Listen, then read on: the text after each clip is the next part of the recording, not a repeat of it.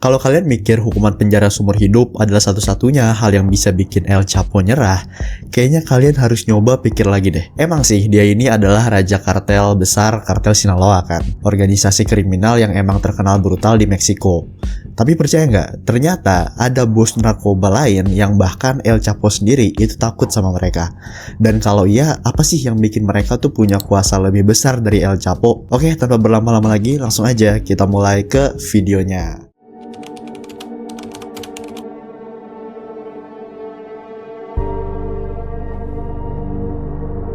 El Mencho. Kita mulai dari nama besar ini. Kalau kalian tahu, dulu tuh ada kejadian pada Agustus 2016 waktu anaknya El Chapo, yaitu Jesus Alfredo Guzman, itu diculik di sebuah restoran di Puerto Vallarta.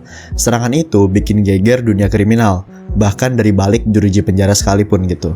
Jadi El Chapo yang lagi sibuk jaga supremasinya di kartel Sinaloa itu langsung kena pukulan besar. Penculikan itu diduga dilakuin sama anggota CGNG atau Cartel de Jalisco Nueva Generation. Dan bukan cuma jadi ancaman buat keluarganya El Chapo, tapi juga sinyal perang terbuka antara CGNG dan kartel Sinaloa dong. Ada rumor beredar awalnya El Mencho ini, yaitu pemimpin CGNG, itu berencana nyulik anaknya El Chapo buat dapetin informasi sensitif, lalu ngebunuh dia. Tapi Jesus Alfredo dibebasin seminggu kemudian. Nah, dari situlah perseteruan berdarah antara El Mencho dan El Chapo pun dimulai. Jadi sebenarnya siapa sih El Mencho? Nama aslinya ini adalah Nemesio Oseguera Cervantes, dan dia adalah salah satu buronan paling dicari di dunia, baik oleh Meksiko maupun Amerika Serikat. DEA atau Drug Enforcement Administration itu nyatet kalau kartel yang dia pimpin ini, CGNG, itu punya kehadiran di 24 dari 32 negara bagian di Meksiko. Dengan kata lain, ini adalah salah satu organisasi kriminal paling kuat di negara itu, bre. Kalau lu kagak percaya betapa pentingnya peran dia, nih ada 15 juta dolar yang dijanjiin buat siapa aja yang bisa nangkep dia. CGNG tuh udah terkenal dengan taktiknya yang brutal, yaitu dengan banyaknya mereka ngelakuin kekerasan, korupsi, dan pemerasan yang jadi senjata utama mereka. Tapi kenapa sih El Chapo tuh bisa takut sama dia gitu kan?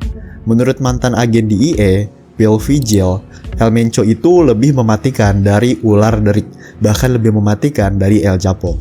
CGNG itu jadi makin kuat setelah penangkapan dan pemenjaraan El Chapo di penjara Supermax Amerika Serikat. Dan El Mencho sendiri itu juga beda gelagatnya sama El Chapo. Dia ini kagak cuma punya kekuatan, tapi juga kecerdasan dan kelicikan yang bikin dia itu jadi ancaman serius. Dia itu dikenal investasi besar-besaran di pasukan paramiliter dan senjata berat.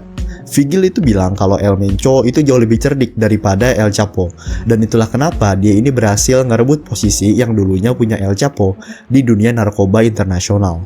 Kesimpulannya, El Mencho ini bukan cuma ancaman besar buat El Chapo, tapi juga sosok yang sekarang ditakutin di seluruh dunia kriminal. Dia ini naik ke puncak kekuasaan dengan cara yang brutal dan cerdas, dan kekuasaannya di pasar narkoba global itu bikin dia jadi musuh besar siapapun yang pernah duduk di tahta yang sama, termasuk El Chapo sendiri. The Beltran Leyva Brothers.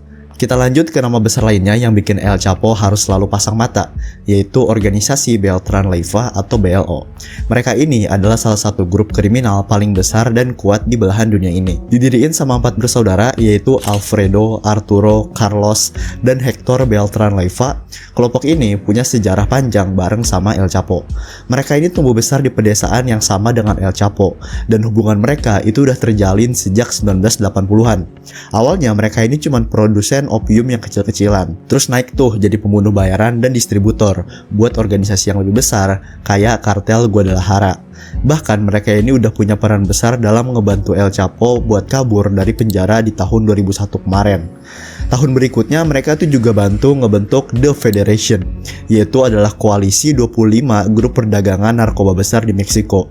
Tapi sayangnya hubungan erat mereka itu kagak bertahan lama, karena keregangan hubungan mereka itu mulai muncul setelah Alfredo ditangkap militer di tahun 2008. Apa yang bikin hubungan mereka pecah? Ada rumor tuh yang bilang kalau El Chapo sendiri yang ternyata nyerahin Alfredo ke pihak yang berwenang. Motifnya itu buat nyingkirin masalah dan mungkin nego kebebasan buat salah satu anaknya yang lagi ditangkap kan. Ini bikin Arturo, salah satu saudaranya Beltran Leyva ini, murka dan ya bersumpah buat balas dendam gitu jadinya. Pecahnya BLO dari kartel Sinaloa ini bikin kekerasan di Meksiko jadi meningkat drastis. Salah satu insiden paling mengejutkan waktu itu adalah pembunuhan 2 pejabat polisi tingkat atas di Mexico City yang bikin geger seluruh negeri. Setelah perpecahan itu, BLO mulai melemah, apalagi setelah kepemimpinan mereka kayak yang habis dihancurin sejak tahun 2009.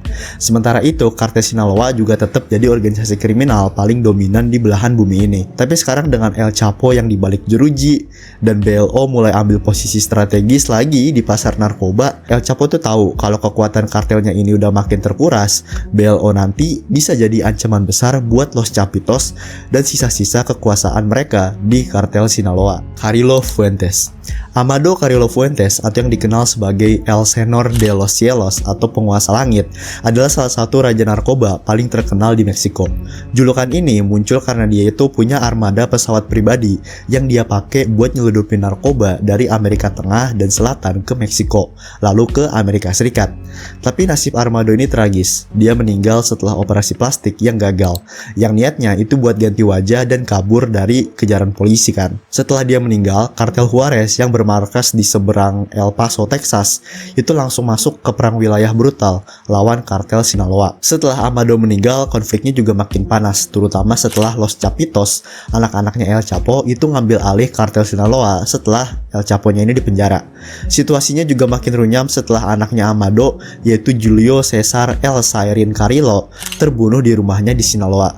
Banyak yang berspekulasi kalau pembunuhan ini adalah ulahnya Los Chapitos, jadi bagian dari strategi mereka buat ngelemahin sisa-sisa kekuatan kartel Juarez. Dengan enforcement wing mereka, yaitu La Linea yang udah tercerai-berai, kartel Juarez makin kesulitan buat ngelawan dominasi kartel Sinaloa. Mungkin alasan kenapa El Chapo bisa takut sama Carrillo Fuentes yaitu satu kata doang, dendam.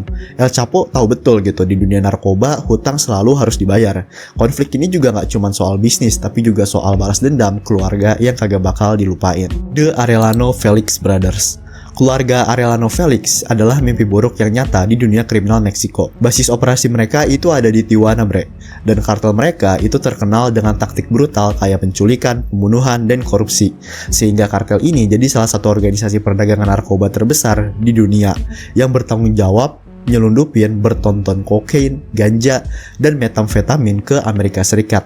Meskipun ada banyak upaya ya buat nangkep dan menghukum mereka, para Arellano Felix ini terus aktif sampai akhirnya beberapa saudara mereka itu ditangkap dan dipenjara. Saudara terakhir dari Arellano Felix ini, dari keluarga Arellano Felix yang ditangkap, itu ditangkapnya pada tahun 2002. Tapi sebelum itu hubungan mereka dengan El Chapo emang udah berdarah-darah banget. Salah satu pengakuan yang bikin kaget dari mantan akuntannya kartel Sinaloa itu adalah soal obsesi El Chapo buat ngehabisin Ramon Arellano Felix, pemimpin kartel Tijuana. Katanya El Chapo tuh pernah bilang kalau kesenangan terbesar dalam hidupnya adalah ngebunuh musuh lamanya itu. Sejak tahun 1992, El Chapo dan sekutunya yaitu El Mayo udah berusaha ngehabisin Ramon. Barulah di tahun 2002 Ramon akhirnya dibunuh di Mazatlan, Meksiko. Setelah kematian itu, El Chapo katanya ngerasa puas banget karena Ramon udah ngebunuh banyak temennya dan dikenal sebagai ancaman besar. Tapi jangan salah, meskipun Ramon udah mati, El Chapo tahu betul kalau keluarga Arellano Felix itu masih punya lagi-lagi dendam besar. Yang bikin dia makin takut itu kalau mereka kagak bisa ngehajar dia yang udah di penjara, kira-kira siapa target mereka selanjutnya? Bisa jadi kan malah anak-anaknya. The Flores Twins. Terakhir kita bahas si kembar legendaris yaitu Pete dan Jay Flores.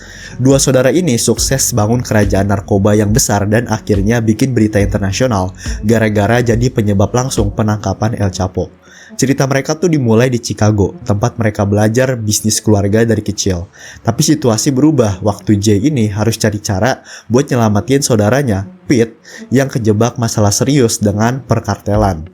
Jay mutusin buat nego langsung dengan El Chapo, nyoba ngeyakinin kalau ada orang kepercayaannya yang ngerjain kartel dari dalam. Negosiasi itu berhasil, dan itu kagak cuma nyelamatin Pete doang, tapi juga bikin si kembar Flores ini diterima jadi bagian dari keluarga kartel Sinaloa. Mereka bahkan duduk bareng sama nama-nama besar kayak El Chapo, El Mayo, dan Arturo Beltran. Tapi kehidupan mereka di dunia kriminal itu kagak bertahan lama. Setelah beberapa waktu, situasi mereka makin buruk.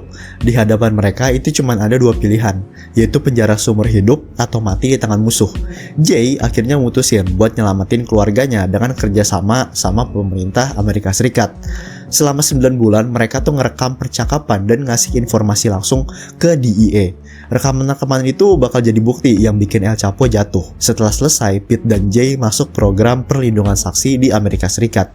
Yang pasti pengkhianatan mereka ini ninggalin luka mendalam buat El Chapo. Karena dengan bukti yang berat dari mereka, dia tahu itu jadi alasan kenapa hukuman yang dia terima itu kagak main-main. Seperti biasanya ya bre, cerita El Chapo itu selalu diakhiri dengan pengingat yang suram tentang realitas dunia narkoba, yaitu soal rivalitas yang diselesaikan dengan darah dan korupsi yang ngalir di setiap lapisan negara.